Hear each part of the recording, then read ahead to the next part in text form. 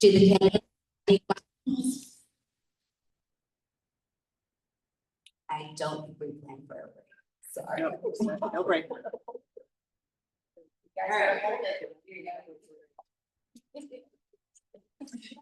Now let's get started. We'll start at this end of the table, and the microphone will pass to the next candidate at the table.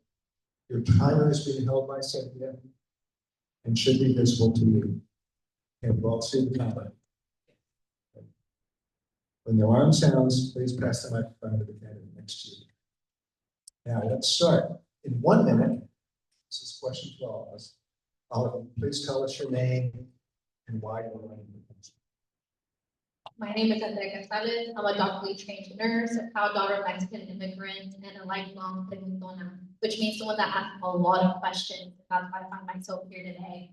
So for the past 6 years, I've been taking care of newborns and their families at Duke Regional Hospital while earning my doctorate to truly understand where we work shapes our health, our opportunities, and our livelihood. And I know that it doesn't take much to know that where your zip code is determines your success. I've lived it, I've seen it, and I've heard it for the families that I've cared for at Duke Regional. And I've also had people tell me that they see their story in mine, and that's not only an honor, it's a responsibility. And that's why I'm running for Durham City Council, to make sure that a healthy Durham is a thriving Durham for everyone.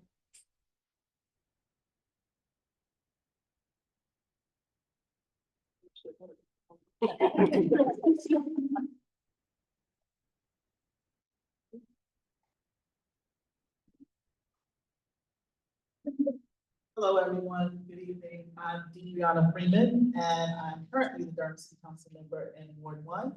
And I am running because the work is not done yet. Just knowing I started in 2017, focused on social, economic, and environmental justice, and just focused around making sure that Durham was a just and fair Durham, knowing that the systems that impact people are what we need to address, not the issues. So the issues will be there. The disparities will be there. Knowing as a child of single mom raised in Bronx, of oldest of 10, I lived a life that is kind of leaning into how understanding how injustices harm people in the community. And so I've just been working over the last 7.5 years to continue to do the work to change the systems and make sure that people are covered in the way they need to be covered.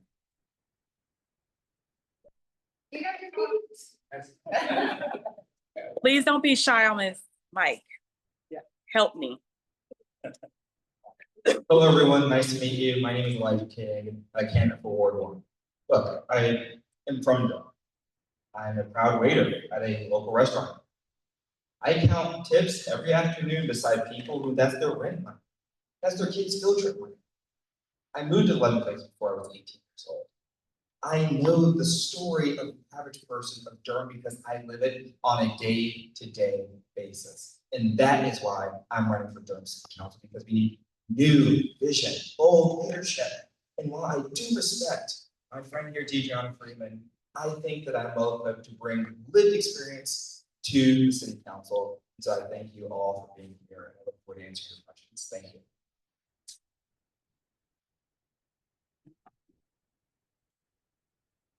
Good evening, everyone. My name is Matt Kopak, candidate for Ward 1. I am a proud husband, son, my mom, dad of 2 public school kids. I'm a planning commissioner, a sustainability professional, and a former affordable housing advocate. Our lives changed 15 years ago when we moved to this community and got deeply involved here. And it's continued the work that I was raised by my parents to do, which is to be of service. In Durham, that has meant advocating on living wages, on renewable energy, on balanced growth, and for relief efforts for small businesses and nonprofits during COVID. If I have a chance to serve on council, I'll bring experience, I'll bring a deep love for this community, and I'll bring teamwork to work with the council and folks across the community to work on the issues that matter, like fighting displacement, like resilience in the face of climate change, like safety, that all of our neighbors deserve to be able to thrive. So I'm running for council to fight for all of you, to fight for all of Durham, and thank you for being here this evening.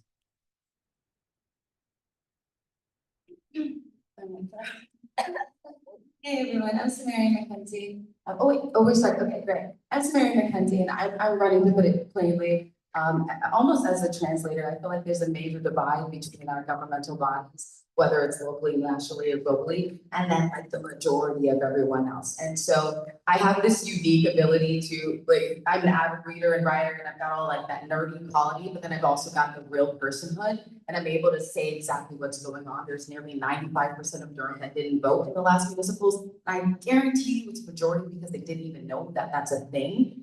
And so I'm running to bring awareness that we remember our votes are powerful, right? We don't want anyone to feel excluded. I've worked in corporate, white corporate America for my entire life, right? And usually I come up the way I look, I speak the way I speak, and I'm usually the smartest person in the room.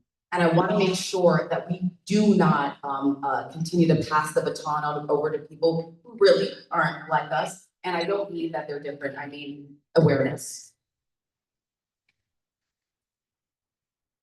Buenos tardes a todos, me llamo Marco Antonio Middleton, yo soy quizás alcalde de Durham. Es muy bueno estar aquí. My name is Mark Anthony Middleton, I'm the Mayor Pro Tem of the City of Durham. It's very good to be here tonight. Listen, I'm running for one reason and one reason only, because I want everything that my colleagues up here said to actually be translated into policy, actual policy that we vote on. Policies like guaranteed income, policy like expanding our tools for public safety as a heart team. I ride the bus. I didn't just start riding the bus. Shout out to the number 2 and number 5. Keeping buses fare free. I wrote Durham's statement on Islamophobia, white supremacy, and anti-Semitism, making sure that our values remain frontal, because we've got a serious onslaught coming down in Washington and Raleigh. I've made some deep relationships over the years. I've got some policies with my name on them. I want to protect them, expand them, and make sure Durham remains the Durham that we want to. Thank you very much for your presence.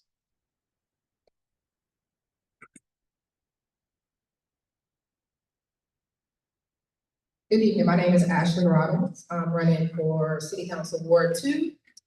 And I'm running to learn more about the process. We're running for local government, and share that out with my friends and family and people in the community to highlight how drastically inaccessible the entire process is for people with disabilities, for people who are maybe have mobility challenges or anxiety. Someone mentioned a break earlier, and not offering a break could be detrimental to somebody depending on what type of condition they may have. So just highlighting those things along in the process. And primarily, I believe that capitalism and the pursuit of power and money is the root of all of our problems.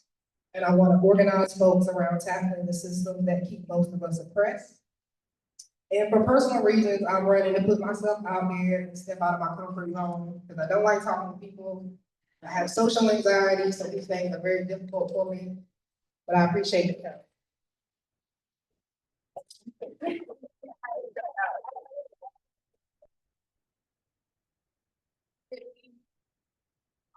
Yeah, just get very close.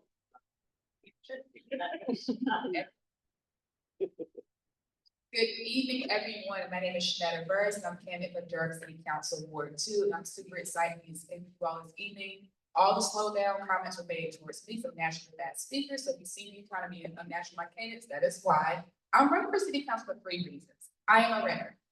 I am someone who faces the impact of housing affordability on a day-to-day basis. I know what it's like to get that rent check and have to budget for the rest of those 2 weeks out. I understand that trickle-down housing does not work in the same way trickle-down housing does not work as well. Also, we only get one earth and one environment.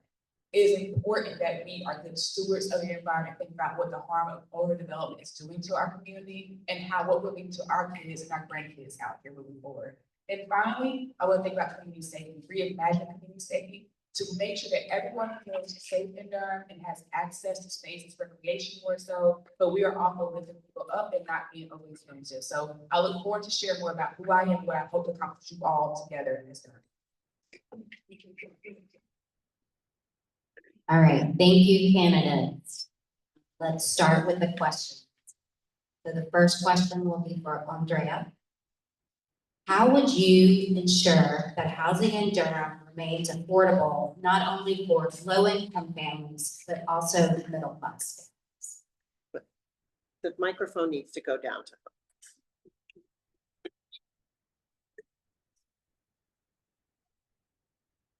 this is a conversation I have a lot with the families I see and myself, making sure that it does impact a lot of people from different socioeconomic backgrounds. And for me, one of the biggest things is making sure that development that happens is equitable and accountable for everyone. Make sure that their voices are involved from the beginning to the end. And the biggest word that we hear around is accountability. And we need to make sure that developers are being held accountable about who are you serving, who is benefiting, who is it harming. So for me, the biggest thing is to make sure that we are being very transparent with the developers and their goals with the rezoning, because, for example, CAHT, they didn't say they didn't want development. What they said is they want to make sure that they're included in the process. And when it comes to affordable housing, that's also in the same conversation, making sure that we are ensuring that all different backgrounds have a say and have the ability to define what affordable housing. And then there begs the question, what is affordable housing now? So I feel like me as a researcher, it's always redefining and measuring what is affordable housing, because what may be affordable to some person may not be affordable to the other person. So we also have to make sure that we're very accountable and very consistent with the language and making sure that developers are clear on what that means and for how long. Because I feel that we need to know the assessment, the development, the implementation, the evaluation of affordable housing. So for me, it's a systemic process that needs to be instituted for every developer, not just one or the other, because we need to streamline these questions so we can make sure that they're accountable and transparent the entire time. Adriana, is the high vacancy rate in sworn police officers a problem? And if yes, what should the council do about it? What has it been doing about it? The sworn vacancy, sworn office vacancy.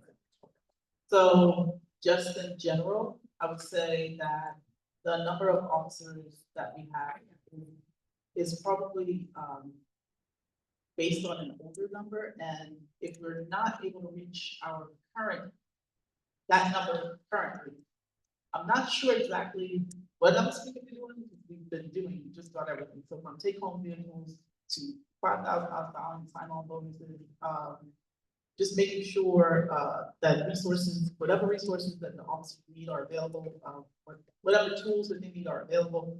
And I know that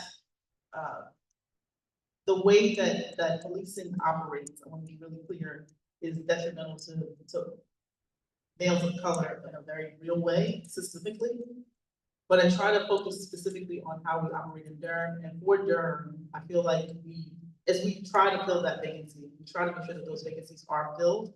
We want to make sure that it's filled with the right people. And so I'm okay if it's not 100%, but I'm not okay if we fill it 110% with the wrong people.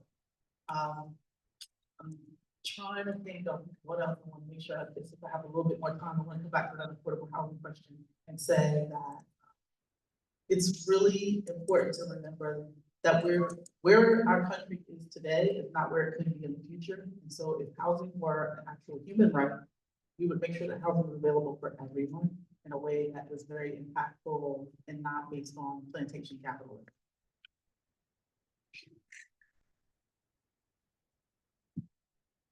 Hey, Elijah, other than the parks with the toxic contamination, are you satisfied with the city's statements of existing parks, trails, fields, and open spaces?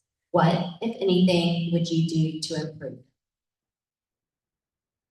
Well, first, thank you so much for that question. I think that the previous question was super important right now, and I think that the council is doing an excellent job at trying to find every resource in their power to keep police officers here. Right now, we're losing them to Orange County and Wake County. So that's a amazing question. So first, thank you.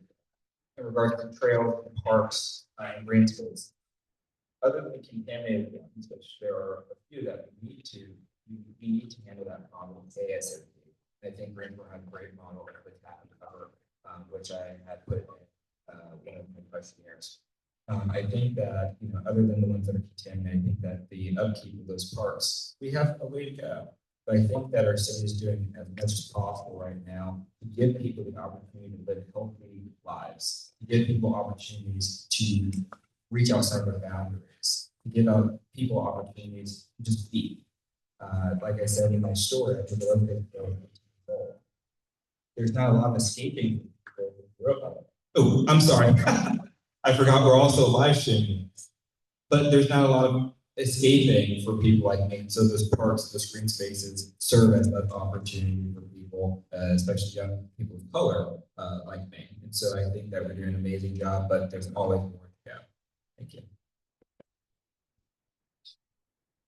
Please face the front and speak loudly. There are over 40 people online.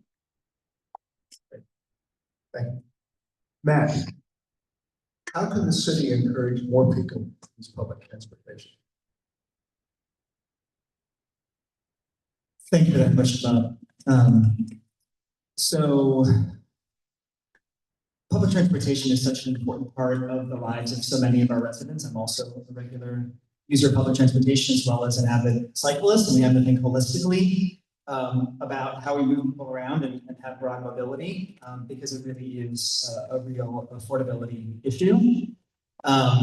So I think we've taken an important step as a city, having fare-free buses, and so that financial accessibility is really critical, and I think we have to maintain that. I believe we can expand use of public transportation by expanding the hours that are available and looking to expand routes as we grow and add more residents. And it makes it more viable to expand to other parts of the city and outlying parts of the city. And so I think that's another way to expand use of it. You know, I'm excited about upcoming steps around bus rapid transit, which I think is a critical investment as well, which will give people more opportunities to move from where they live to where they work and play, to more parts of Durham and to more parts of the region. And so I think that's another way that we can expand the utilization of public transportation. We have great buses, you know, they have Wi-Fi, air conditioning, great bus drivers taking us around. And so also it's about building awareness and making a commitment to us as elected officials and also to communicating to broader residents to set the example and ride our routes, take advantage and communicate that out more broadly to friends and family because it also is important that we increase that ridership throughout. So yeah, that's a few ways that we can work to improve utilization of our public transportation.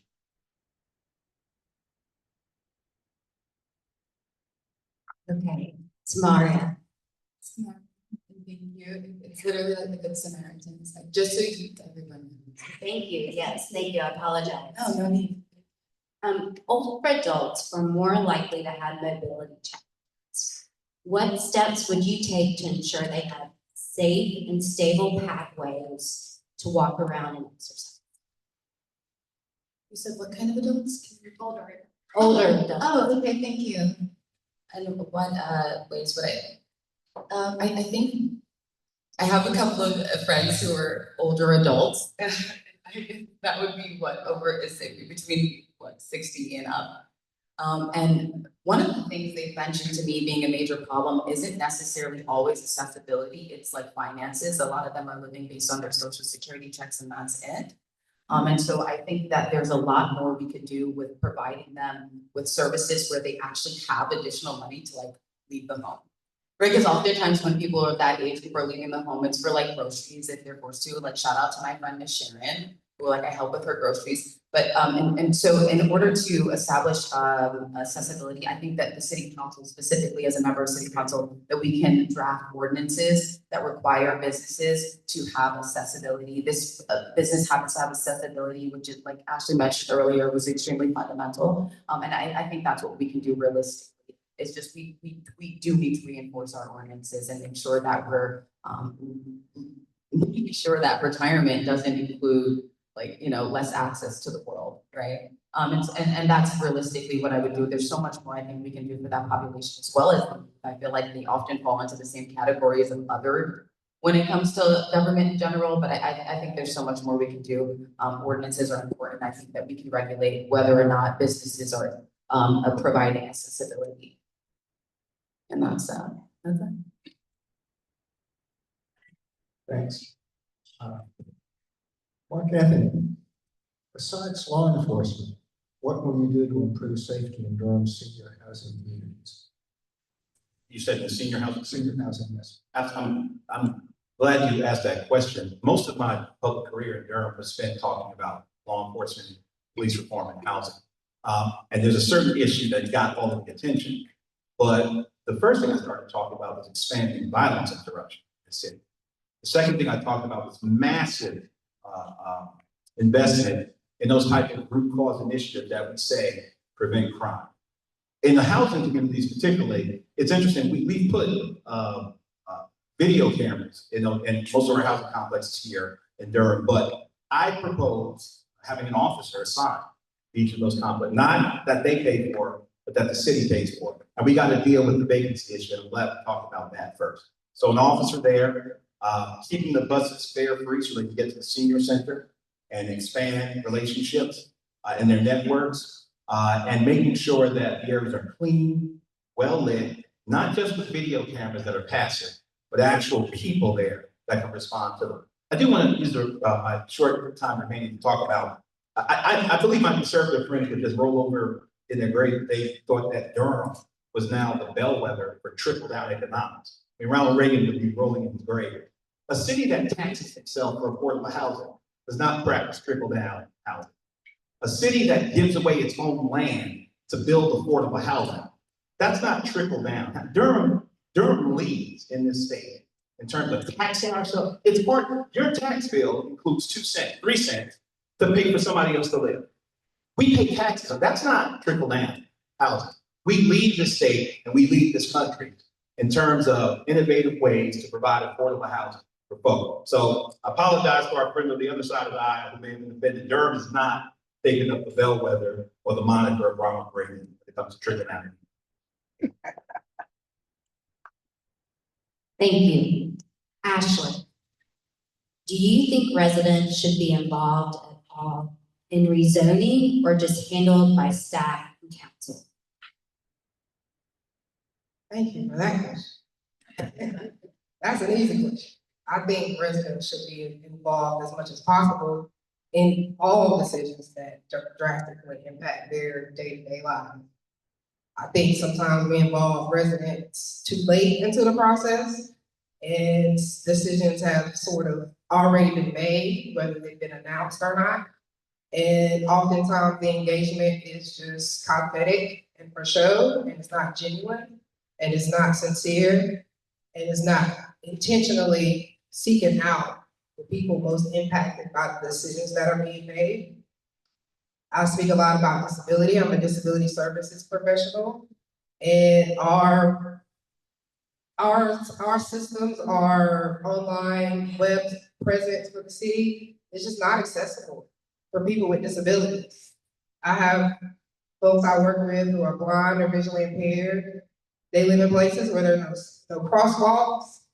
I've driven up Fayetteville Street and seen people struggling in motorized wheelchairs, trying to get around potholes and no crosswalks or any safe way for these folks to cross the street.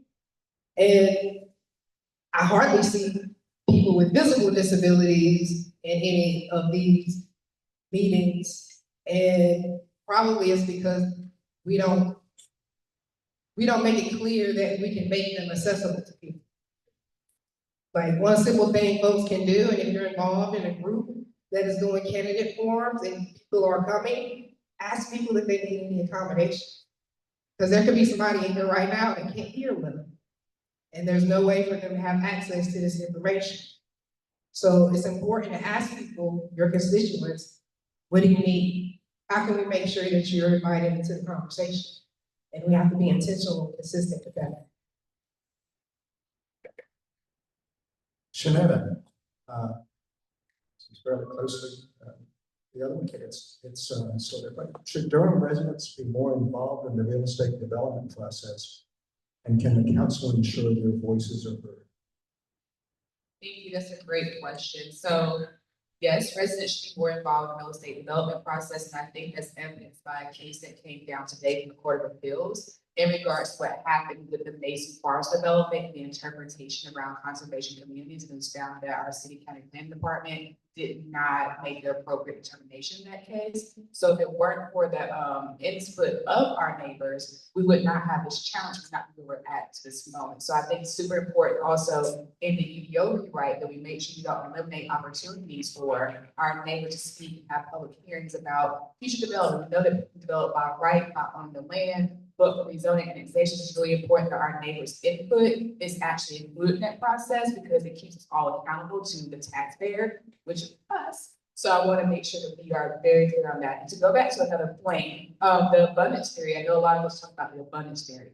As a renter, I will stand solid in front of what I said. Trickle down housing does not work. It is not making it more affordable. There's a lawsuit that came, Attorney General sued Greystone about price gouging. So we're relying on businessmen and capitalists, I think to that whole thing, but we're relying on to be honest and make sure that we actually benefit as renters. So I want to make sure I elevate that again, that just because you build more houses, developers don't have interest in our long-term outcomes. They are here to build, make their money, and go on to the next thing. So if we're going to sit here and be realistic about, if we're going to help our neighbors, let's just start by telling the truth about who actually benefits from developers. And as a renter and someone's been in Durham for 20 years, it's not us. So let's think about that and be clear. So with that, that's my time. Thank you. All right, back to Andrea. And it's another affordable housing question. How could we protect Durham from gentrification and preserve the naturally occurring affordable housing? Yeah, it's really important, I think, when it comes to gentrification, to make sure that the people that have been here for the longest, that have built the city, are not pushed out. So that comes with accountability. I'm so tired of people coming in with development and not making sure that they're accountable, they're transparent with what they're doing, especially taking care of the communities that built Durham and created the culture. So for me, it's one of those things that when I hear development and their plans and community isn't included from the beginning to the end, that is why we're seeing what we're seeing. And then they're repackaging and selling culture to you, when in reality, they're the ones that took out culture and trying to sell it to you now. So we have to hold them accountable when it comes to those conversations.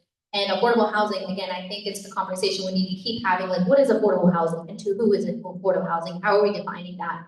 And I know there's a lot of state legislators and laws that define AMI when it comes to what income, what we're basing off, but we also have to redefine and push back to make sure that we are able to really realistically make sure that it's representative of Durham. Because when it comes to averages, we have averages that are high. We have averages that are low. And what happens with those people that come in, which again, they're gladly to make their home, but they drive up those values. And then it's not reflective of the affordable housing that needs to be happening in Durham for the people that are here from Durham and who have made Durham possible. So there is a way to do that, that encourages people that, yes, want to come here and have made Durham their home like myself, but also honoring the people that have made Durham, Durham.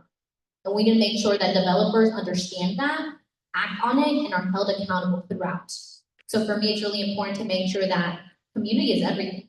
Durham is beautiful. And I want to make sure we keep making sure that Durham goes in a way that serves everyone and holds accountable developers, because they'll come and do what they need to do, but who's going to be feeling the lasting effects? We will. Adriana, in future budgets, what priority level, high, medium, low, should cleaning up the parks?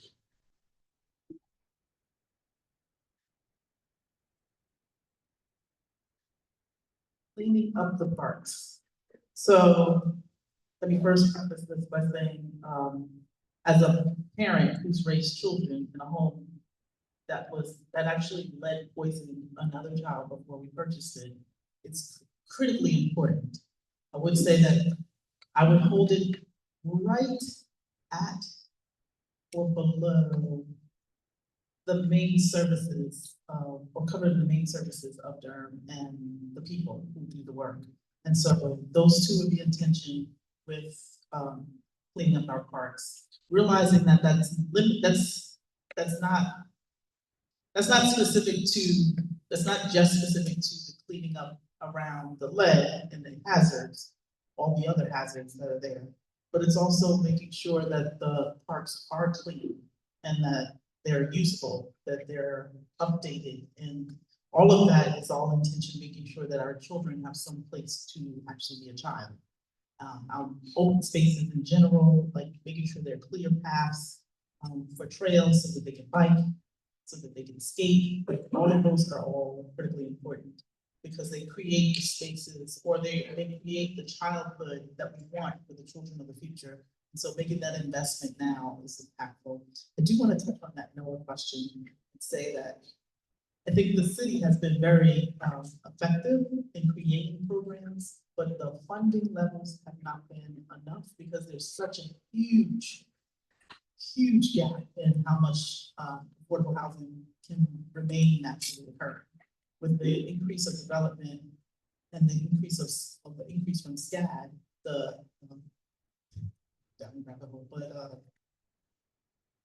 just trying to make a development affordable for developers.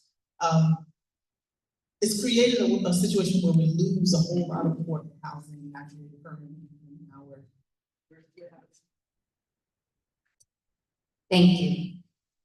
All right, you ready? Okay. The new UDO may offer 3 options in the urban growth boundary.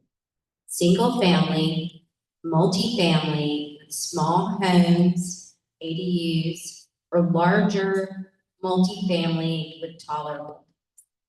Do you think these developments should be allowed by right, or should neighbors be notified and allowed to object at public hearing?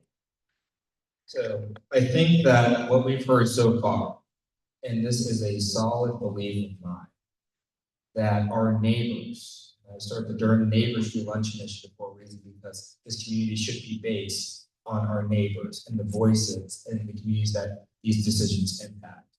And so what we've heard tonight regarding development, what we've heard tonight regarding housing in our community is that our community should be the first thing in making those decisions. And so, yes, I think that our neighbors should be notified when decisions are made because that's important. They deserve the opportunity to build the city. I am from here. People like me, people that have lived here long before me, deserve the opportunity to build the city that they live in. People that are moving here deserve to be able to be a part of that conversation of the city and communities that are here for their children. So yes, our neighbors should be notified about development. And so I don't think these things should be here by right.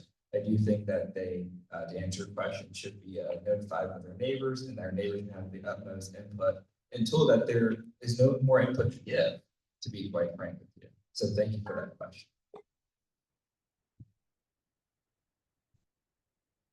Matt, do you support a new UPO that would allow increased density in most areas, resulting in fewer public hearings and chances for public input? So thank you for that question. I mean, there's a lot of talk about development right now and how it impacts everyone's lives. And I've had a chance to see upfront and personal as a member of the Planning Commission, you know, how these decisions are affecting our residents. And I think it's important to have a comprehensive strategy around affordability in this community. It starts with those public investments to have deeply affordable housing. To return to my other question, in-transit corridors, which also helps to promote greater use of transportation. So I think we need that. We need to look at innovative models to protect naturally occurring affordable housing, and whether it's keeping people in their home through minor repair support, or a community land trust finds ways to lock in that naturally occurring affordable housing. And then it becomes a question of how do we address the fact that Durham is seeing precipitous growth in this community from, you know, folks who are either growing their families here or who are moving here. And I think there also has to be a place in how we're thinking about long-term planning for how we have more incremental growth in more parts of the city, to allow local developers to put in an ADU or have a multifamily, to allow residents to be able to build wealth in their community. So I think that has to be part of how we think about growth going forward in the future. And so I do support some additional flexibility in different parts of Durham. But also when we're willing to share space in communities like I live in Trinity Park that has duplexes and has multifamily housing that used to be legal but was made illegal after passage of the Fair Housing Act. That sharing that space also allows us to take pressure off our neighbors who are outside the city, who are facing issues with dramatic growth, which impacts our environment and impacts the neighborhood that they live in and impacts the safety of their experience. And so I think overall, we need a really comprehensive, broad strategy how we think about housing the people who are here and will be here. And it contains those pieces that I've shared. Thank you. Thank you, Matt. A little shift in the topic. What role do you think the HEART program plays in the public safety of the city? The HEART program, for those who may not know, is essentially a mobilized force of people that come out in response instead of our police department. And so just to make that very clear, that's what HEART is. What role do I think that they can play is the role that they are playing right now, which is responding to our neighbors who may be dealing with addiction or any other hardship in general, responding with more compassionate and resource outreach response rather than just kind of like a police outforce response. One thing I will say though is that HEART is not staffed enough as it is. And so, yeah, it's an awesome idea. And we don't have the staffing even for the HEART program to truly reach out in that way. I know people who keep, OD kits or overdosing kits on them. And that's the type of stuff that I don't think that citizens should be responsible for. And I think HEART does fill in that void. Staffing is a major issue.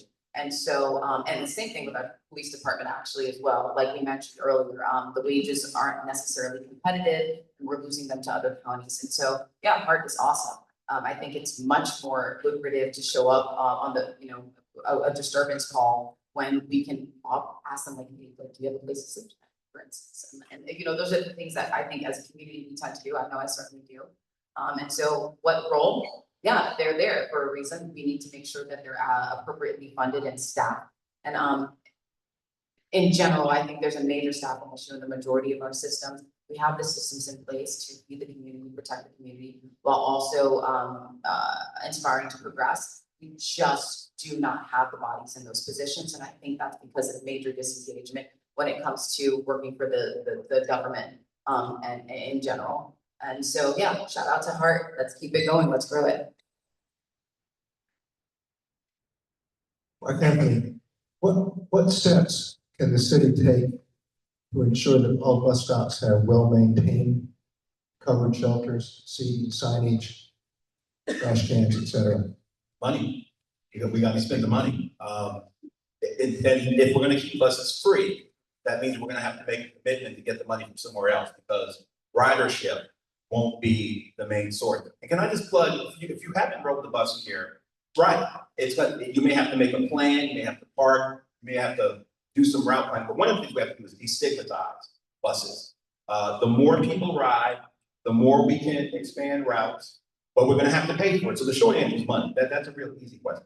Let me return to something, because I think it's really important to separate narrative from fact.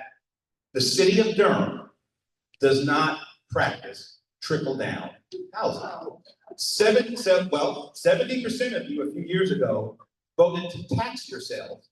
You agreed to go into debt, $95 million for an affordable housing fund. That is the exact opposite of building just high end. I just went to a ribbon cutting yesterday for Ashton Place next to Willard Street Apartments. You know how Willard Street was built? We dedicated, instead of selling the land for $1 gazillion, we dedicated it, then put $3 million of your money into it. That is the opposite of trickle-down housing. I remember we had a mayor, perhaps the most progressive mayor since I've been, that had a 4-vote majority in the council. Everything you were talking about, making developers do this, we wanted to do. You know why we didn't do it then? Because we live in a Dillon's rule state. And if you're running for this office, it's important that you understand the parameters of this office. A lot of things will be said, but governance within the legal guardrails and parameters of this state is very different than campaigning. And if you find a candidate that can deliver all of this in this state, in this climate, and tell developers what to do, and figure out how to get around by right development and not talk about the economic moratorium outcome and pass out flyers. Thank you. Ashley, when older immigrants are victims of crime, how would you recommend that the police approach them? In the same way that they approach other adults?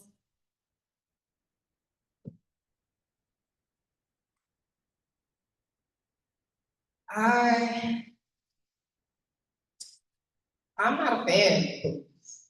I believe particularly immigrant communities should be forming their own community defense team to take care of one another. Because the system is not going to take care of you. It's not going to take care of any of us really. Going back to heart, I think that we should dissolve some of the police department positions that have been vacant for an extremely long time and direct those funds to expand heart and other programs that address root causes of crime. As far as the housing situation, again, capitalism is the driving force behind all this. There are over 20 vacant houses per unhoused person. And most of them are owned by an investor of some sort. Because once they bought the property and the land, they've already made their money. They've already made their money. As far as the money is always, it just depends on what we choose to spend it on. And who we choose to give tax breaks to. And who reaps the benefit of the system that we're in. And as long as we live in this system, housing is not gonna be affordable because it's not meant to be affordable. It's meant to rake you over the coals and take all your money, pay you low wages, and then make you give the little bit of money that you do have back to the system. And you don't get any of that. I think we are too reactionary. And folks need to start organizing within your own communities, so we don't have to respond to zoning requests. We can pre-plan what we're gonna do when these people come and try to prey on our communities. Janetta, development has exploded in Southeast Durham. Much of it has been annexed into the city. At what point will a police station, EMS station, be put in place and has land been purchased for it? Thank you. So you stated that development slowed in Southeast Durham. At what point would a police station be put in place? Police station and fire station. When our council takes action and prioritize our citizens over developers, that will occur.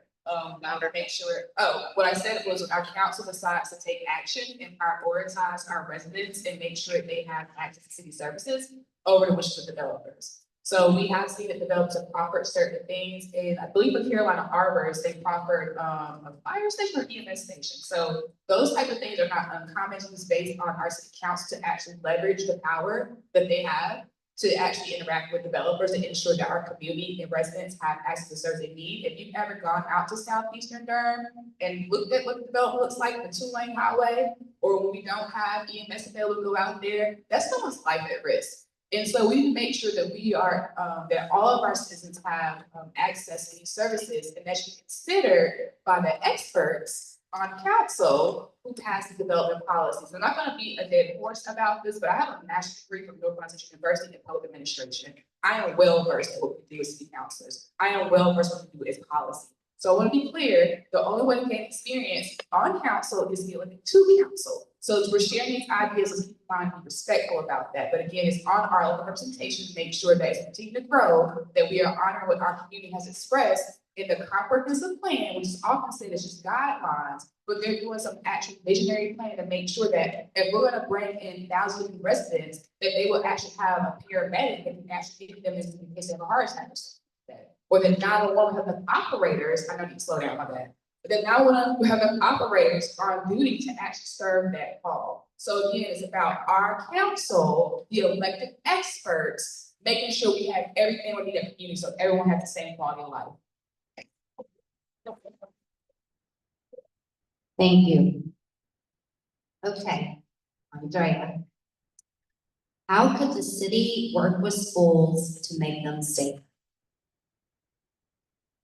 I think the city has to do a holistic approach when it comes to making sure that the schools are safer. We need to make sure that we have from organizations, from people at city council being boots on the ground to really listen to the communities and what they need. We need collaboration more than anything. I feel when it comes to public school, board of education, a board of commissioners, city council, it's not just one department. We all have to get together and collaborate what safety needs for public schools. So I feel that we need to engage in that and act on it. Instead of saying what needs to be done, we need to go ahead and do the things and make sure we're constantly, not just now, not just when harm is done, but right now and act and make sure that we're speaking to those people. We're constantly trying to reimagine what that looks like. And so for me, especially right now when it comes to, you know, ICE and immigration, that's something very important that we need to make sure that we are prepared and being proactive versus reactive when it comes to these issues. Making sure that we're including families as able or best able to address the real realities that are happening to them and making sure that they're involved in this just as much as we are. We can't get it done, we got us. It's not just city council, it's different local government. It's also the community members because who knows their life as much as they do. So we need to make sure we include in the conversation and make sure we're proactive and not reactive when it comes to addressing how to make the school safer. Adriana, in next year's budget, would you vote to continue the free bus fare policy? Why or why not? Next year's budget, okay. So for next year's budget, I would definitely continue the fare-free bus policy, just acknowledging that our staff has shared that it would cost us more to put the fare boxes back in place, and so it's really cost prohibitive to actually move away from fare-free. I do want to take a moment and just say I appreciate candidate Gonzalez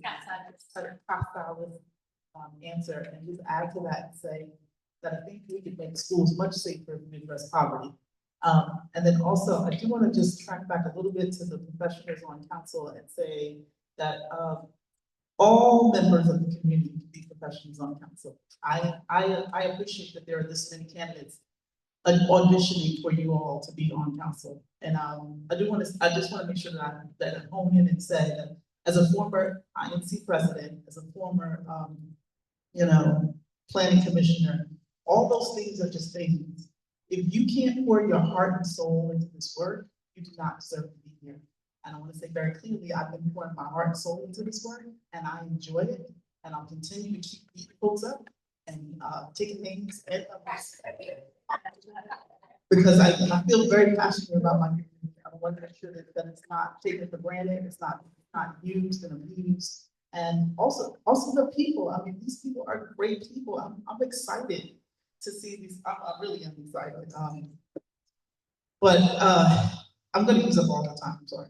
I'm not gonna name it back. And I did want to just go back to the hard question and say that this team being in place took a lot of time. I think I started on council in 2017, 2019, we started the conversation. It didn't happen until 2023. And so I want to make sure that folks understand like it's still a long game. Thank you. All right, Elijah. What steps would you take to expand green spaces and shaded areas, particularly in neighborhoods with high numbers of older adult residents and less tree coverage than wealthier parts of the city? Awesome question. I think that connects back to a previous question we had. But I do want to go back to the question that Andrea answered. When people, I'm sorry. When people are pushed to the margins, that is what causes crime. When people are pushed to the margins, no one is born inherently a criminal. And so how can the cities work with schools to make them safer? I think investing in parks and rec, engaging in youth programs and education to career pipelines, which many organizations are already doing that work.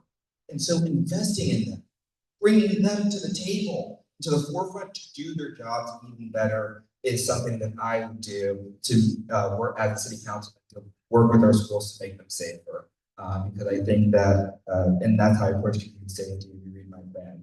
Regarding green spaces, providing more green spaces, I think we're doing an incredible job right now, but I do recognize the need for more. As a person that's worked with the Durham Center for Senior Living, I understand the value in having seniors be out and about.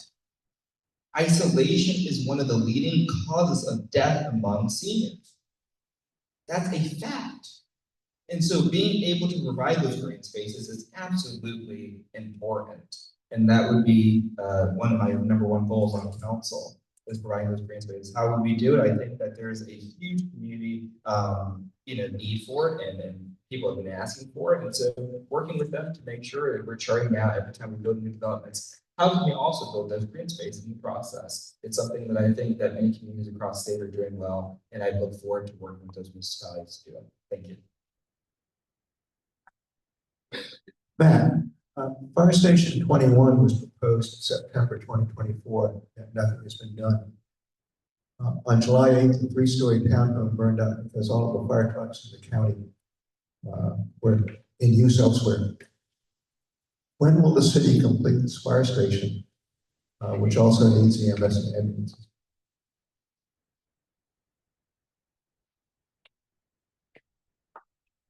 Bueno, primero quiero contestar a la misma pregunta que Andrea Casales. Andrea Casales.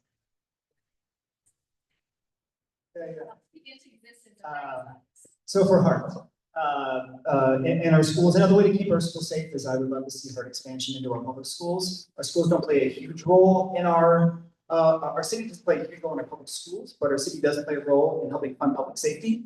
And I've had experiences where we had police officers called because a child made a verbal threat or had a pocket knife they forgot in their bag.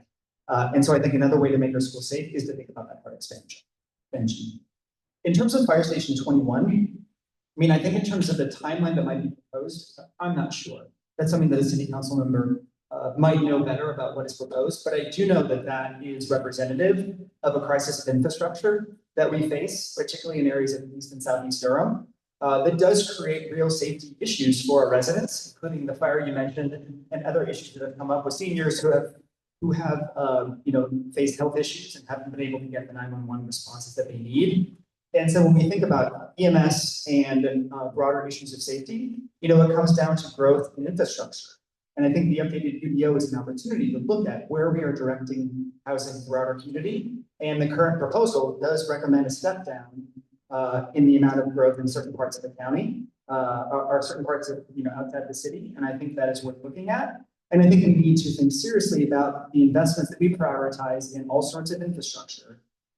Just speed that up and make sure there's a better match between that and where we're driving growth to ensure that we're keeping our people safe. And the best way where we can build homes and businesses and other infrastructure is where we already have existing infrastructure. It's the best financially, it's the best from a safety standpoint, and it's the best from an affordability standpoint. Thank you. Okay. How could the city work with the state to increase safety on state-owned thoroughfares? How can the city work with the state to increase safety on state-owned, what was the last word? Thoroughfares. Vote. But like the real answer is we need to vote. I think there's a major issue. Well, all right, talk about issues. What's going on is that people who represent us federally, I would say a lot of them lack integrity, which means there's not a lot of home interest. The city works best with the state when we vote for the right people. And so I think it's actually more thing that we can do as residents is make sure that we're engaging one another and having each other be more engaged. When it comes to safety, we can pass all the ordinances we want in city council if we get them passed, but that doesn't necessarily translate over to legislative or judicial. And so when we're talking about safety, that comes down to the federal and state level. City council can only pull the kind of influence we need with the help of the voters also pulling the right candidates. And so to increase safety, I wish it was a bit more of a detailed question, but overall, that's how I think we would work with the state is to make sure that we're staffing appropriately, both in our departments, both with the police and heart department and heart organization on the program, things like that. That's how I would figure we would work with them. But realistically, when it comes down to our Congress representatives and our Senate representatives, even within our state and our state Supreme Court, we need to make sure we're electing people who are prioritizing that safety. That's my answer. Mark Anthony, following recent changes in residential stormwater management, how should city council address flooding in neighboring properties? And when there is harm, who would you hold accountable? By what method? I think first thing we need to understand is that even the most state-of-the-art stormwater system, but the type of storm we're experiencing now can be overwhelmed. There's no system that is unoverwhelmable, if I might. With that said, and we know that the 100-year storm is now coming 20 years. So we need to exploit best practices in stormwater systems, which when we do develop, that's an opportunity to do it, but we got to spend a bunch of money on our CIP to go back. We have some pipes that go back to the Civil War era. That we've got to fix in Durham as well. Again, that we're going to have to bear that burden as a family financially. So CIP exploitation, and when we are building, make sure that we're exploiting best practices available to us now. I do also want to say, relative to our earlier point, nobody moves to Durham because the city council invited. Governments don't bring people in. People move here because of you, because of how we treat our LGBTQ community, because of our immigrant community, because of North Carolina Central, because of our restaurants, because of DPAC. That's why people move here. We don't bring them in.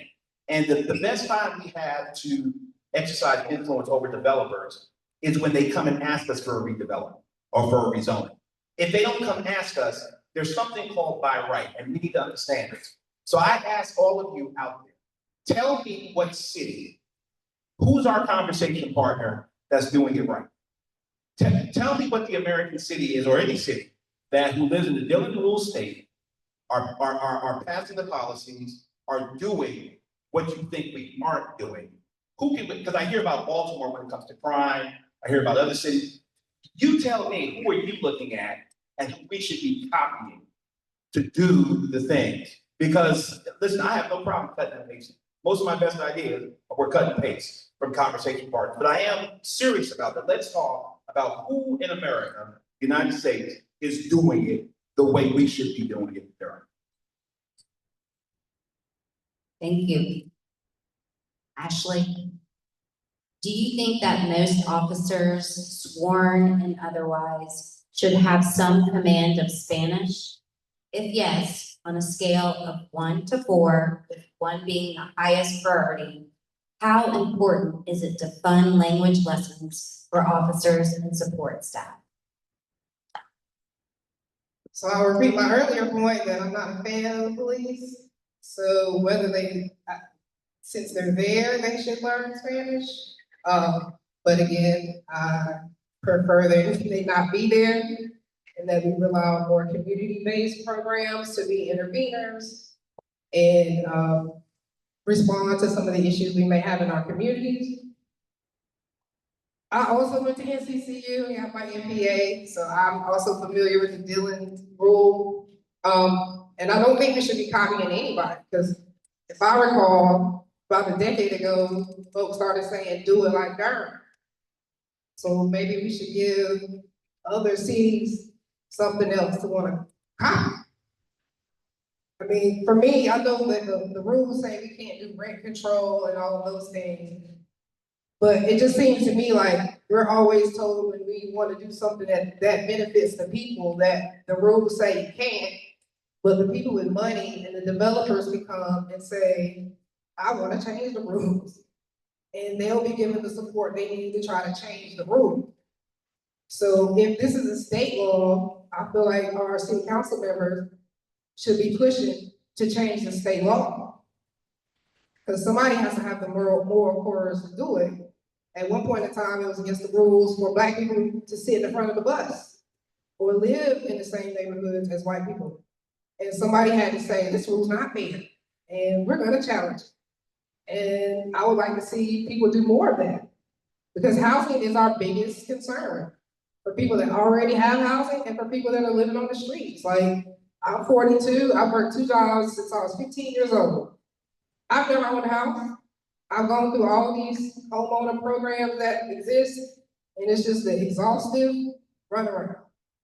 The game is rigged against us, and we need to do something else. Shannon, a minor special use permit requires only the neighboring properties for 1,000 feet, about 2 city blocks, defined in writing. Do you think that is a satisfactory distance in the city? Can you repeat the first part of the question? I didn't hear you. It was great. Yeah, a minor special use permit requires only neighboring properties within 1,000 feet be notified. That's about 2 city blocks. So do you think that is adequate or a satisfactory distance? Well, I believe that for this, that we should ensure that if any residents in that is going to be impacted by that will have the opportunities to weigh in on that, because 2 city blocks is not fully determined the scope of the impact of that. And so we see now we are in an era where a lot of our opportunities to provide public feedback and space are being erased. And so I don't support at this moment anything that would further continue the erosion of public feedback, especially when it comes to changing neighborhood fabric, how your neighborhood will look, and what the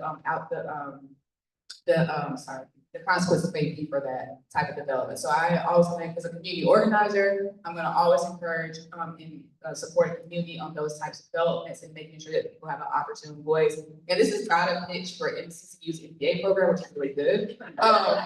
But I will say that we have seen some neighboring counties who, what we always hear about, that inclusionary zoning is illegal. And we've seen where some people have just said, well, it's a gray area, you have people to get sued behind it. And so if you want to create radical change, I'm not saying we go in front of our state Supreme Court at this moment. It took like 12 months to decide the last race. What I'm saying is that we have to look beyond and find loopholes or ways that we can actually get things that benefit our community, and stop telling, as Ashley just stated, stop telling us no when we are the ones who are being greatest impacted by that. And to your earlier point, when we hear about the bonds of 94 million, when people come out and advertise for the bonds of communities, they don't tell you the tax increase. They tell you about all the great things will happen, but a bond is essentially you're borrowing money and it's going to impact the homeowner. And especially for some of you all, because I don't own a home, don't have a backyard, when you all get your tax bills, think about this is what is actually leading up to that. So I want to be clear, let's not gaslit by our public officials. I want the community to make informed decisions about, when we propose bonds for improvement, what the actual impact is going to be on homeowners, particularly those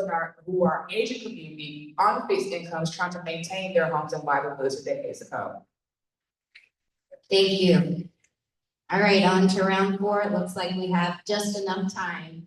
All right. So if you were on council when ShotSpotter came up for a vote, how would you vote and why? Absolutely not. I am not for, I'm investing in care, not surveillance, not over policing. I'm so passionate about it. I wouldn't even said yes to a plan or to a trial or anything. That was $200,000. That could have been invested in something else. The evidence, I'm a researcher. I do not only do I listen to community, but I do my research. Systematic reviews said it is not worth the ticket price. It is not worth putting police and surveillance into an area that's already being over-policed. So what do you expect when you send more police there? It's just reactionary. We're not addressing the root causes of disinvestment, of poverty, of lack of opportunity. Because what predicts a child's success more and safety is their environment. How does it look like? What research is poured into? Can they get to where they need to get? So back to, so it's, usually I like being the first, but I see that people get to marinate on ideas. So when I'm going back to the school, when it comes to safety, when it comes to schools, you have to invest. Children, violence starts when it comes to poverty, disinvestment in their neighborhoods, whether they have opportunities, spaces for them to be able to be children, to be able to have the opportunities, not only have them, but make sure they're free. So these children, when it comes to violence, you have to look at this, like fancy word, social determinants of health. Essentially, where do they live? What does their life look like? What does their environment look like? All of those are necessary to make sure that safety is not reactionary. It is preventative. And as a nurse, researcher, and a human being, My work is in prevention, but I know right now, we don't not just need one thing, we need everything. We need things that can address it now, and we need things that also address the root causes of things, which again, is poverty. So how can you expect people to show up economically if they're barely surviving? They need their basic needs met. They need housing, they need food insecurity, they need safety. All those affect their ability to show up for themselves, for their families, for the community. How can you tell people to go vote without that? Thank you. Deidreana, the city council used to allow reporters and public to read emails. Would you consider returning to that? Thank you for the question. I really thought we should have gotten rid of it. I was one of the ones trying to forward all my emails to the reporters anyway, but it definitely should be open. I think that's the best way for it to be open and transparent so that reporters can do their jobs. There's so many questions to take on this extra time. But I do want to come back to the resident flooding and who's held responsible. I do think that the city has some ownership in that, as we are the purveyors of the developments that occur. And so there has to be some tie back.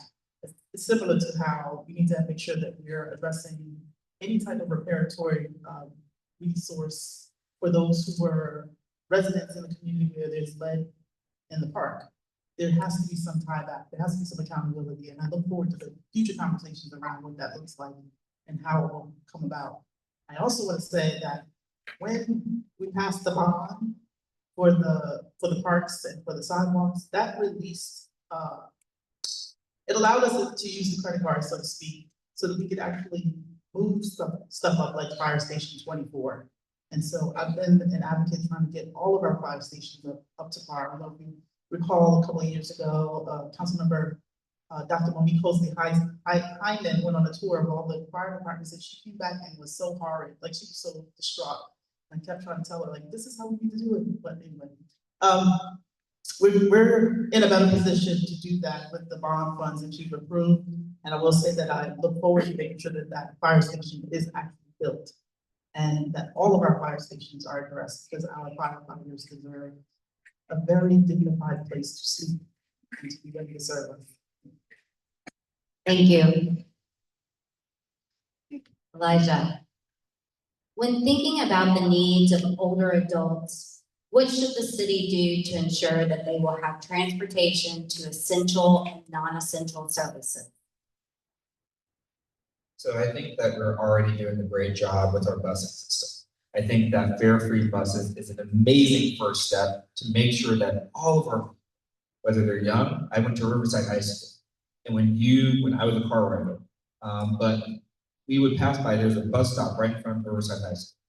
And many of my friends took that bus. And so fare-free busing for young people, fare-free to get to opportunities, fare-free busing to our seniors, to get to opportunities, to get to work, to get to healthcare. That is important. And I think that was the first great first step to provide those fare-free busing for everyone. And I think that we can take that as the first step and capitalize. We have an amazing opportunity there.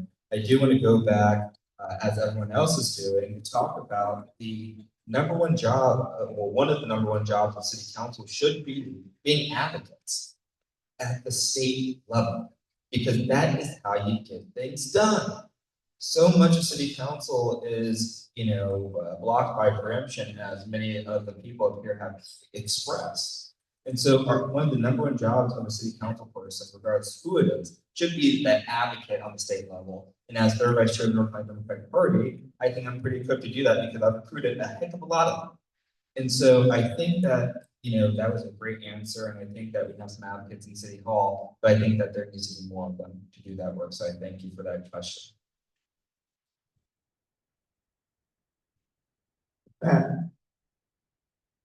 This year, flash flooding has created challenges for many residents, especially those who live in the areas. What should the city do to address this issue? Or what can the city do to address this issue? Yeah, thanks for that question. With Chantal and seeing 100-year storms happening, as the council member said, for 20 years, we're facing issues of flooding on a macro and a micro scale. And so I think that we need to bring a couple different approaches. I think first and foremost about where people live. And when they have flooding on their property, and they're told that it's their responsibility and they can't afford it. Some cases it's because of storms, some cases it's because the city has open storm drains pouring into people's lots and aren't taking responsibility, like a resident I've been talking with, an advocate in Walltown. But at the site level, the city, the county, and nonprofits have investment programs that we need to continue to fund and further that support green infrastructure on these lots. So rain gardens, bioswales, other ways to try and capture the water at that micro scale to keep it from flooding and from damaging people's properties. At a broader scale, there's broader land use planning. When we think about the placement of parks and open spaces, green spaces, and how we think about channeling and transferring the water, and how we have our development patterns, how we grow, to make sure that we're not growing in areas that are going to be more susceptible and create more harm. So I think there's a lot we can do around green infrastructure and flooding. To go back to safety on state-owned thoroughfares, so I think one thing we can do is pressure and work with state DOT to do things like two-way our streets like Mangum and Roxborough and other streets in the city, because they are highways running through our city that are dangerous and are most dangerous for our most marginalized neighbors. And so I think we need to be advocates at the state level and navigate bureaucracy, which I have done on renewable energy and living wages. I help residents navigate bureaucracy to be successful and meet their concerns. And this is another area where we need to do that and can do that. We also have a lot of money from the bond. And I think that we also need to have a real sense of urgency from our city to get things done. We have a lot of money in projects, but we have to be better at getting projects done and working with and pressuring our staff to do that to meet the needs of our residents, whether it's safety of our streets or flooding on their properties. All right, thank you. All right. What is your assessment of the current public transit options? My assessment is that we've got the bus, and that is that. Now, we don't necessarily have the urban population to really push for any kind of metro station that would look like New York City, including like trains and things like that. And personally, I hope we don't ever have that population density. I don't think we have the space to support it. We've expanded I know the city council has certainly expanded efforts, meaning we want to obtain more routes, we want to make it more accessible so that our buses accommodate people who are wheelchair based or any other disability that people may face. And so my current assessment is that I think the bus system is pretty solid. I think that we could probably afford more space on the rack. For bikers, there's just not a ton of space for bikers. If we have, there's sort of things like that. I think that we can probably expand again bus routes, the hours that they operate for sure, because we have an entire population of people who work after hours and don't have cars. So they have to take a Lyft or an Uber home. And so bus expansion hours, I know that we're hiring for bus drivers right now. I think the starting rate is something like $16 an hour, which is just laughable. And you can maybe move up to 25 in 2 years. And so again, there's the staffing issue, and it's because our wages aren't competitive. You can make more an hour riding Uber or driving Uber than as a bus driver. And so there's that for sure. I know that a lot of our children rely on the bus system, and I think safety is important. And so again, infrastructure is impacted by safety is impacted by infrastructure, and so on and so on. I think it's good that we have the transit system in place, and I think that what we have can absolutely expand. There are real movements for that as well. Look, Anthony, if you're reelected, what initiative would you promote, or what would you do to address the language barrier between the immigrant population and officers and other city employees who speak English? Right. I was the council member who proposed the increase in the incentive and bonus pay for bilingual employees across our entire organization. I was very proud of that. I continue to press for it. Our recruitment has got to be more robust. As we're growing, as people are choosing to come to us, particularly in this climate, we're going to have more immigrants, more folks who speak other languages coming to Durham. Our infrastructure to deal with that's got to be more robust. So I'm very proud of the work I've already done and will continue to do. For instance, And it's really important that what we say, particularly from this dais, matters, is factual. The assertion that when we advertise bonds, that we do not talk about a tax increase is just demonstrably false. Whenever the city council weighs doing a bond release, and our meetings are public, they're video. One of the first reports we get are from our financial team, who tell us what it will take to do this and what will the burden be on our taxpayers. Durham is the fourth most educated city in the country. Is the implication that had we not told you the truth about raising taxes, we wouldn't have started an affordable housing program? Is that the implication? So facts matter. And finally, ShotSpotter is not surveillance. It's a sensor that is passive, that does not wake up until an acoustical threshold is passed. You know what is surveillance? Video cameras. There are video cameras in every public housing complex tonight in the city, which means we have spent hundreds of thousands of dollars to take pictures of you getting shot that will go viral the next morning, but we won't send help in real time. That's surveillance. ShotSpotter can't tell whether you're Black, whether you're wearing a hoodie, whether you're sitting in Starbucks. You know what can? Video cameras can. And NCCU asked us for it. People who lived in McDougal Terrace asked us for it. San Francisco, where you can smoke weed and our LGBTQ brothers and sisters who get married has it, and Baltimore has it. Thank you. All right, second to last question. Most of the new apartment housing being built only has 1 to 3 bedrooms, especially the proper affordable housing. But that does not help larger families with more than 2 children. What do you think council needs to do about that?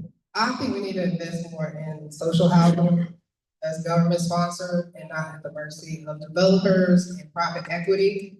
Because again, as long as that's the case, our needs are not going to be met.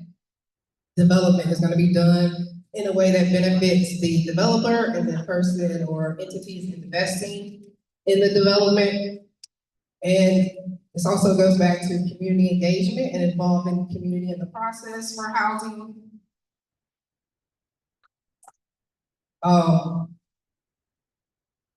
In regards to notifying the public about tax increases, what I've learned through this process and through various initiatives with the city is that information is there, but it is intentionally confusing. I am working on a second master's degree and I don't understand a lot of that stuff. So I know the average person, when the national literacy rate is like a 4th grade level, is not understanding that information. And there's not a lot of effort put into helping people understand that information and putting it in layman's terms. So does it say we're gonna approve this bond and your taxes are gonna go up explicitly there? Or is it buried in a bunch of jargon that the average resident doesn't understand? They just know that they wanna help the city and to help their neighbors and their community and do what's best for the city as a whole. I don't think people grasp any of it. And it takes 30 minutes to find what you're looking for on the website because it's like a maze. So again, that's part of the reason why I'm running, to expose that all of this is just incredibly inaccessible. We do it to say we've done it, but we don't do it well, and we don't do it in a way that we can make the average person understand.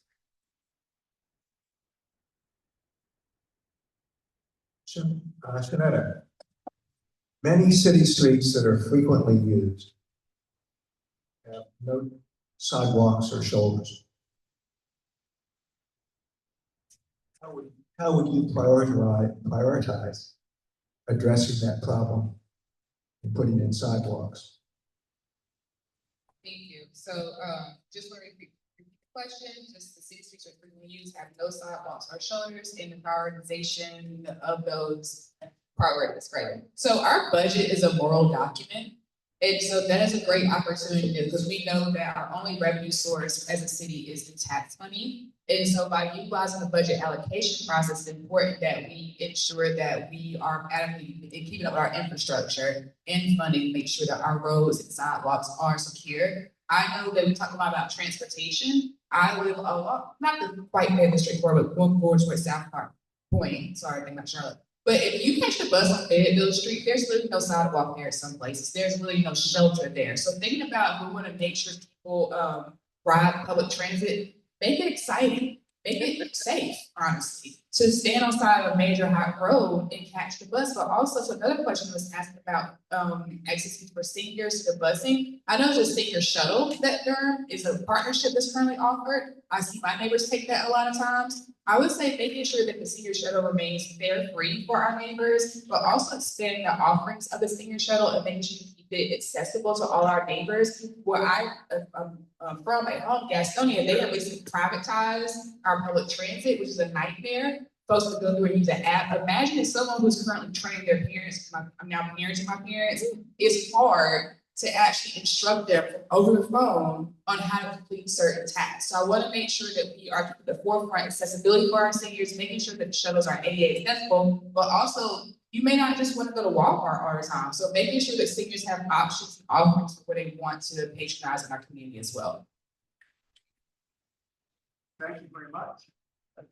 Thank you very much. You've all been very cooperative, very helpful. And I certainly appreciate the time you've given us. Let me move back over to you. Thank you. Go there. No, what's good about it when I was doing acting. So we have some more time than I anticipated. I don't know if you're aware, but that was a lot of questions for a lot of people. And so I'm gonna do what I wasn't gonna do. So be nice. Who has a question that you want answered?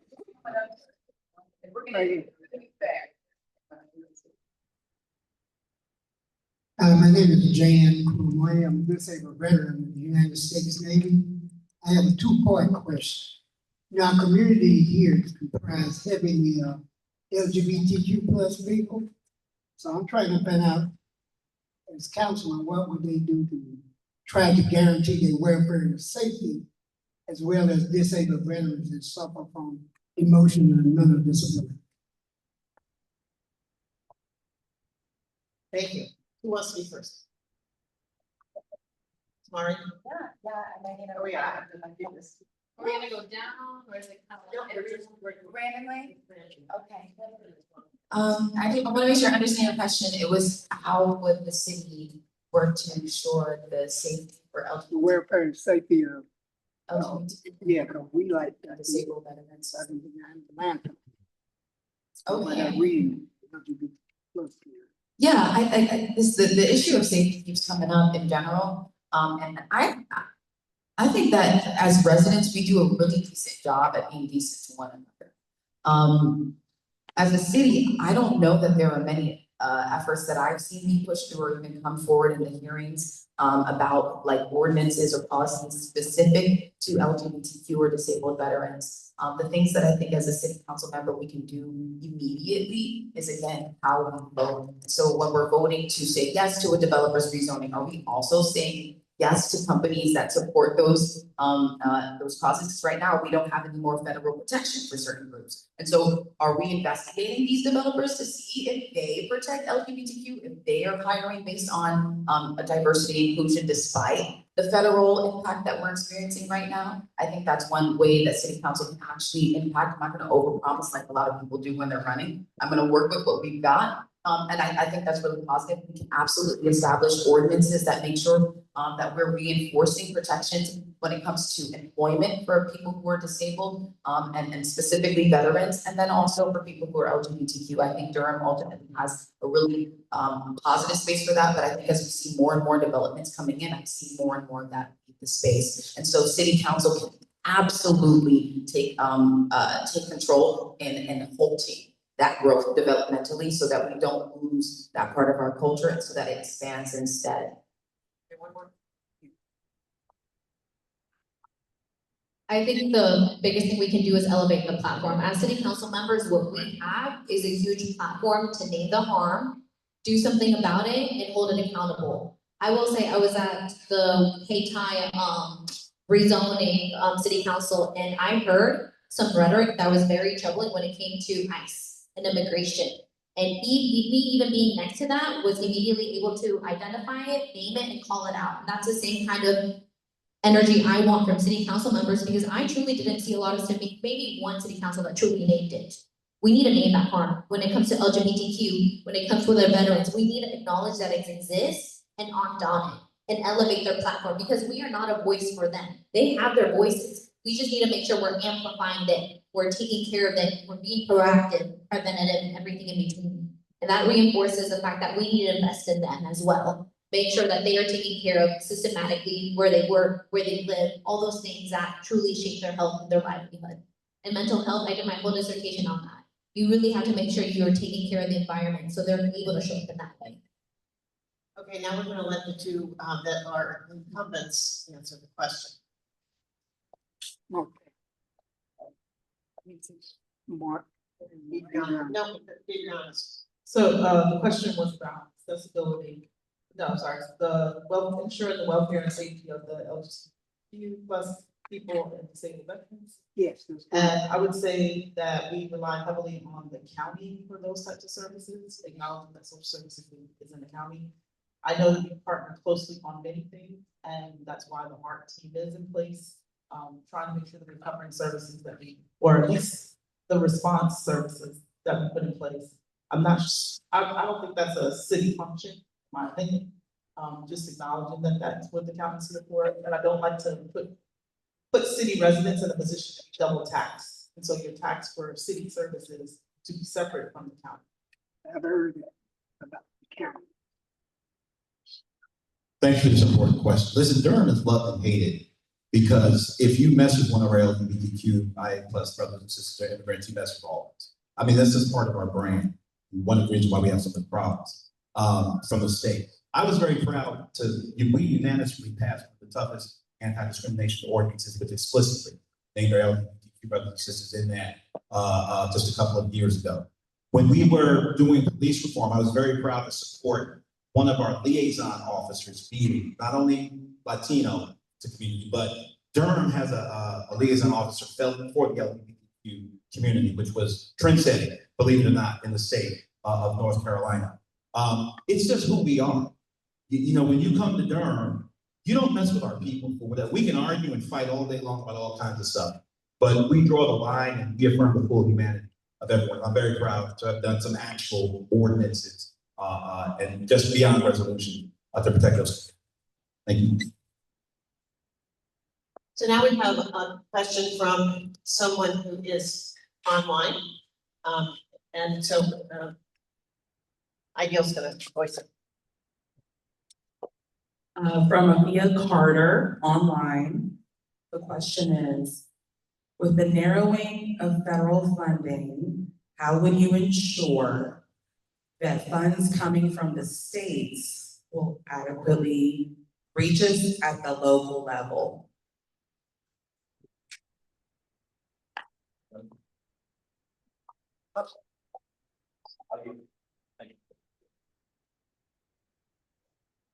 Thank you so much. I first want to hit on that other point really quick. As one of the only, and I believe the only person on up here that is part of the LGBTQ community, and I want to sue. Okay, there we go. Yes, I want to sue. I won't sue. But as one of the only people up here, you know, there's three of us. Four of us up here. But like I said, I won't assume. But I think it's important that that question is asked because at the start of this campaign, I was told by one of the elders of this community, don't talk about that gay stuff. Don't talk about that gay stuff. Well, we know you're gay, but we don't want to hear all of it. When this federal government and the state legislature is constantly putting targets on the backs of people that look like me and live like me, I think that was an important question. So thank you so much for thinking that. In terms of assuring that the narrowing of funding from the state government is getting down to the local level, like I said, I think that earlier, I think that one of the many jobs for a city council person is to work with. Thank you. Sorry, Elijah, I'm gonna finish up where you left off at, but it's about work with our Durham delegation. As you know, our state is extremely gerrymandered, so we don't have equal representation in Raleigh. We have a Republican supermajority there, so it makes it hard. And we're not, if our Durham delegation is not willing to be bipartisan, it's gonna make it extremely hard to get anything for constituents in Durham allocated within the state's budget. So the folks that we elect to go to Raleigh, it's gonna require them to advocate for us to ensure that our residents are receiving the critical services as we know significant declines result in federal cuts, the big beautiful bill, which we're gonna start to see the impacts from in the near future more so. So it's all about the allocation, but also us as residents not framing narratives about those who work with bipartisan leaders to get things for us. We've seen that happen in the past, and we had a safe incumbent basically removed the seat for working with someone who was actually for his keys work with Republicans. So just again, advocating, lobbying our state government. Thank you. I just wanted to say very clearly that the city's budget is not based on state or federal dollars. We actually build it based on the tax dollars, based on what you pay here in Durham. And so first and foremost, that will remain in place. I will say that the strain will come as those cuts start to hit our local health center or our local, definitely our schools, and we will need to figure out what it's going to look like to address it. And then I just wanted to go back a second and just say, I appreciate my colleague down there just kind of sending that little wave over. I did actually bring forward the non-discrimination ordinance that the city of Durham actually operates under. And so I just want to make sure folks know that that is in place to protect not just LGBTQ, but all of the people in our community and making sure that we're inclusive and welcoming at all times. Thank you.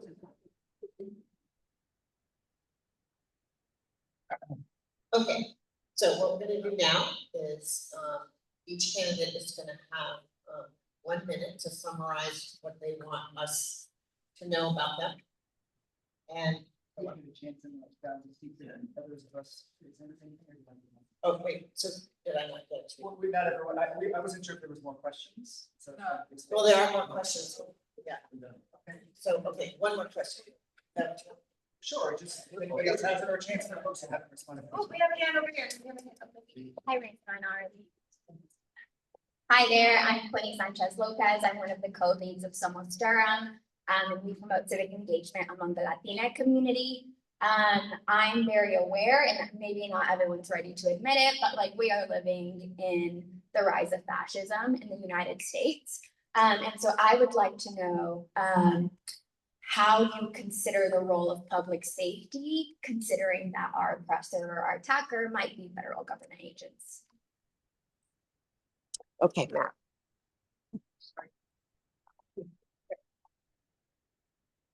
Thank you for that question. I'm glad you said it because it didn't come up in the questions that was selected from the lottery. And I want to echo that we are living under a fascist presidency. We are under attack from the federal and state level, and it just absolutely breaks my heart to see the attacks that we're facing for who we are as a community and who we welcome. Diversity is absolutely our strength as a community, our immigrant, our refugee, and other members of this community. And I think in addition to enforcing this non-discrimination ordinance we have in place, we need to support grants for organizations that are at the front lines at supporting these organizations, protecting our immigrant refugee neighbors.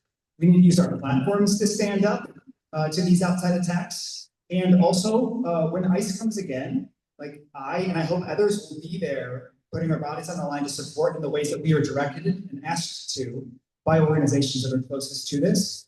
And so we need to bring all and also policies like Fourth Amendment workplaces, education for immigrant health and refugee affairs, let people know what their rights are. We need to do all of that to protect our neighbors.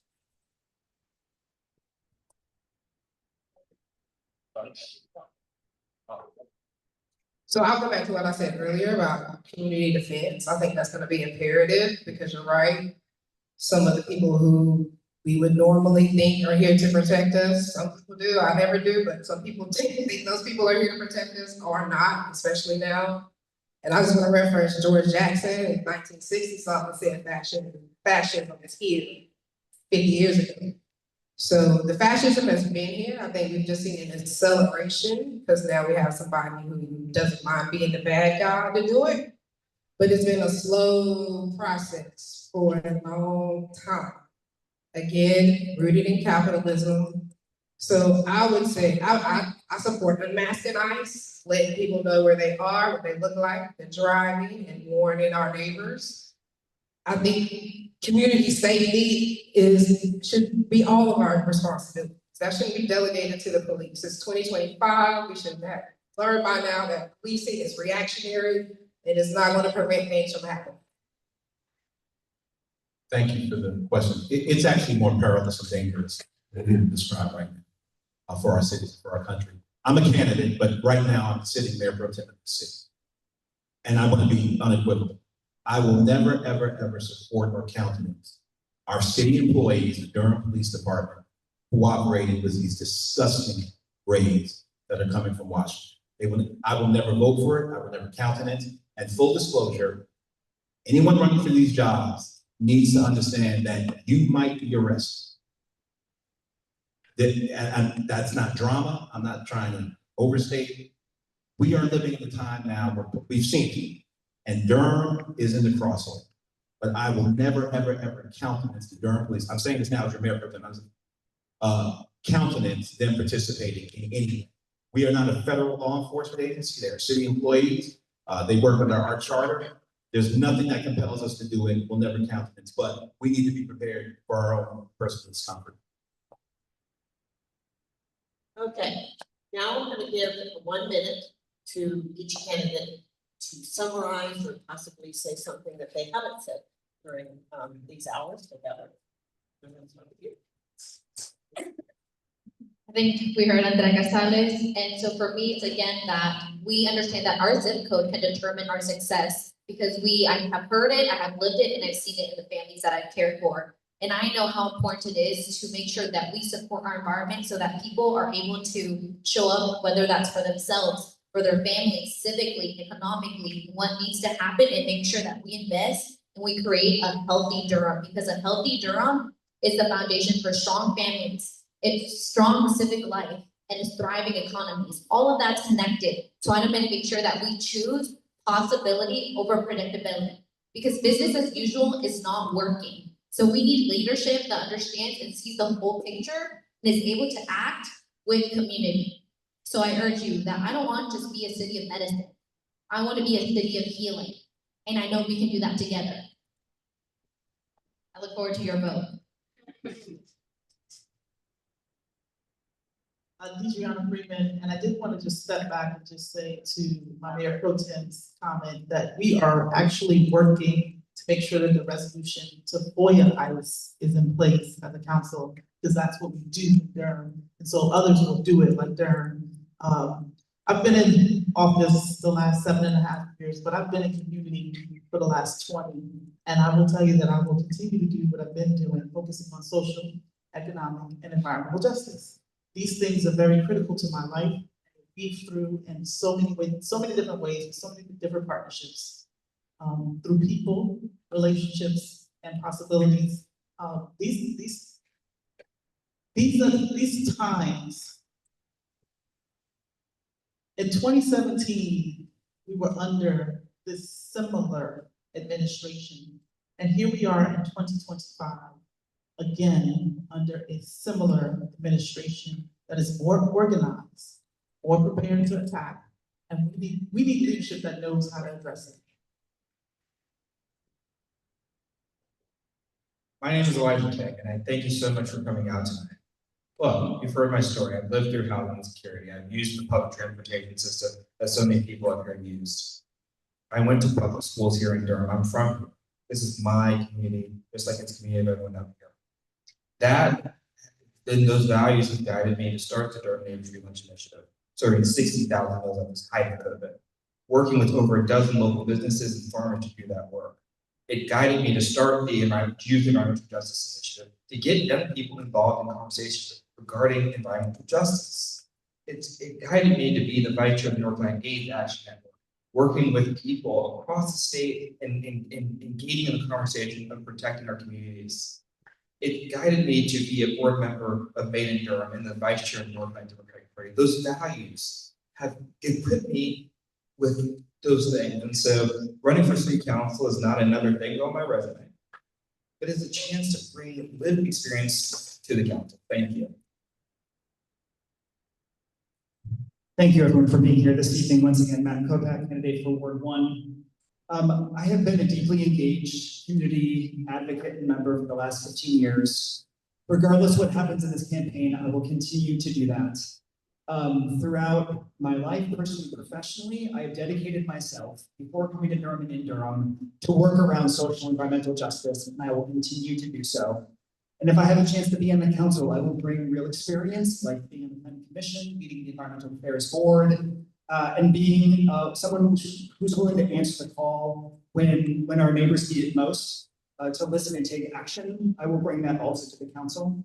I'll bring that experience. I'll bring a deep care and heart for this community and for everyone in it, and a collaborative spirit to work across the council and across the community to listen and act together to address the needs of our residents. Thank you.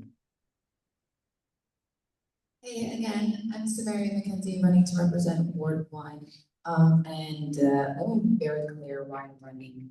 I planned to do this years ago when I realized a few things, that we don't have people in government, whether locally, statewide, nationally, or globally, that feel and act like people. And it's so off-putting to the majority of people. This is why the majority of people here are disengaged in municipal and midterm elections. And so everybody here in this room, we probably voted in the majority of the elections that we could. There's a population out here that couldn't come here because they're working as servers, waiters, and have kids and all that, and they don't look the part, or they don't walk the walk or talk the talk, and so they get judged in these spaces. And like I mentioned earlier, I've always been the youngest female Black person ever on every team I've ever worked in, and that is just never given me a ticket or seat at the table. And if we want radical change, we have to start electing radically different. And that's why I'm running. This is a tough job. So I just want to salute and honor all of you who have stepped forward, willing to run this gauntlet, to each and every one of you for doing this. I think Durham is better because we have such great folk who serve. I'm not an unknown category in the city or an unsubstituted barrier. There's a lot of policies with my name in this city, and I want to protect them, to build on them, I want to extend on them. I want to be an appropriate brand ambassador for our city. You can't sit in these seats without the permission of the people. And you've given me permission twice. I'm seeking permission one last time to finish the job, to extend the legacy, to complete the work, not my legacy, but the legacy of Darren King, the legacy of protecting the most vulnerable among us. My name is Mark Anthony Middleton. I'm running for Ward 2. Good night. I'm Ashley Robbins again, and I'm in this race because the political landscape of Durham is just heavily controlled by a small group of elite people. And they have a whole lot of power and a whole lot of money. And it takes a whole lot to try to go and get up against it. I have been researching campaign finance reports, and the amount of money spent in elections, even on the local level, is significant.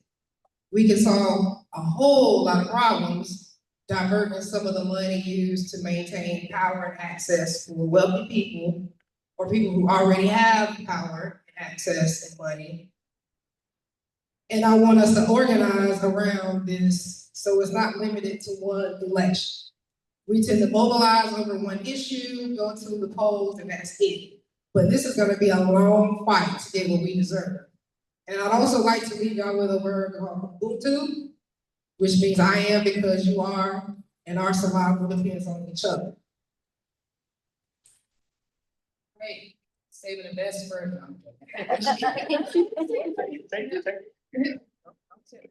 All right, so thank you all, Shanetta Burris, candidate for Durham City Council Ward 2. And I am running because I believe that our government should reflect the will of the people. I believe that when you come before City Council, you should be heard and not scolded or lectured or insulted for expressing different viewpoints and perspectives. I believe in community. I believe in building community with each of you because we're all unique. We all have our different lived experiences, and that's what makes us great. We're not going to get everything we want every time, but it's no harm in compromising for the greater good of all people. So again, my campaign platforms are around affordable housing, primarily for middle income, the missing middle and low income folks, as well as community safety and city infrastructure. I'm not running to be a career politician. I have a career at this point in my life. I'm running to be the change that I want to see and represent each of you and make this community better. So thank you all for your time this evening. I look forward to your vote in this primary election.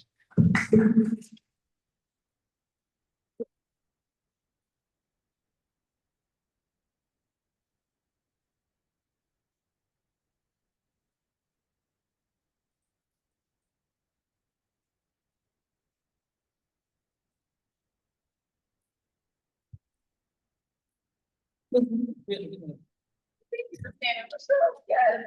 it's one back. And an open.